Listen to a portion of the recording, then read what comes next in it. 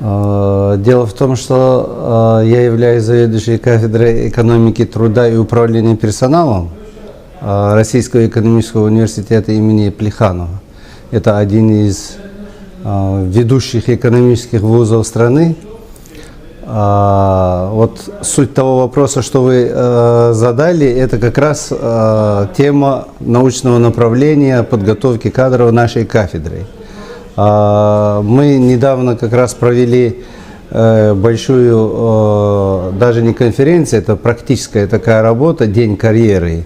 В рамках этого форума нами было организовано тренинги, были психологи, мы учили, как составить резюме, на что обратить внимание, что лучше не писать.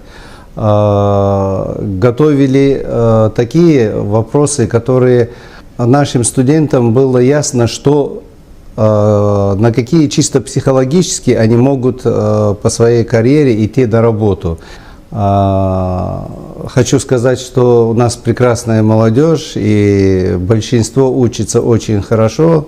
У нас есть и все круглые отличники, лезгины, и ребята, и девочки.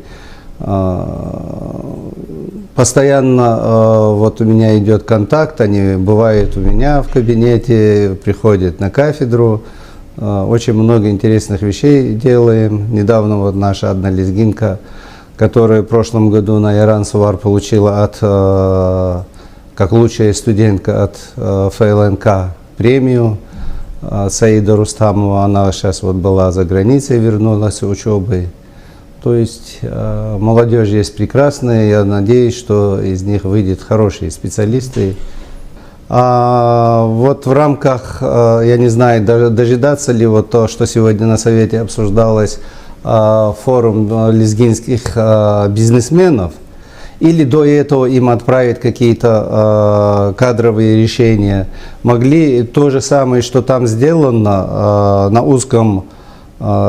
узкой площадке, здесь я готов всех наших и преподавателей, и специалистов, и психологов привести и сделать такое мероприятие здесь.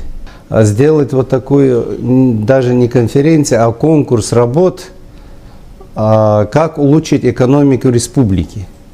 Потому что такие работы никто не проводит, а молодежь есть с прекрасными мыслями, с прекрасными предложениями.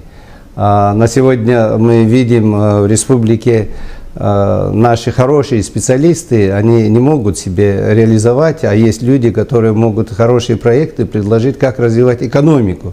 Потому что все, что происходит, зависит, как мы будем развивать свою экономику. Это как бы основа всего, что материального благополучия нашего народа.